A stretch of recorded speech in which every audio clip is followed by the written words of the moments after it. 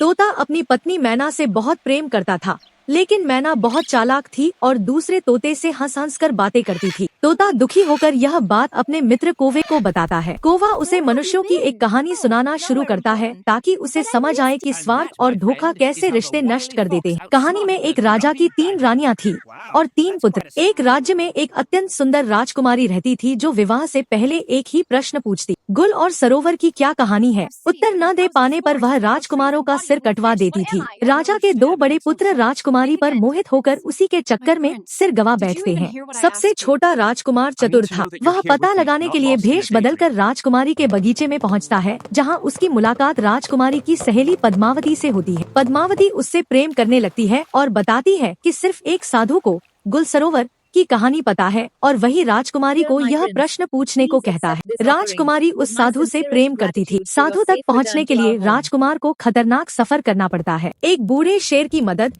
जंगल, समुद्र पार करना और कई जोखिमों से गुजरना। अंततः वह सरोवर नाम के एक राजा तक पहुंचता है, जिससे गुल और सरोवर की कहानी जाननी होती है। राजा सरोवर सच बताता है कि गुल वही लड़की है जिसे उसने प्रेम में पागल होकर अपने महल में ले आया था और उसी के कारण उसके जीवन में भयंकर विपत्ति आई। राजा कहानी सुनाने को तैयार तो होता है, पर कहानी पूरी होते ही राजकुमार का सिर काटने की शर्त रखता है। राजकुमार यह जोखिम उठाता है क्योंकि केवल यही उसके भाइयों की मौत का रहस्य था।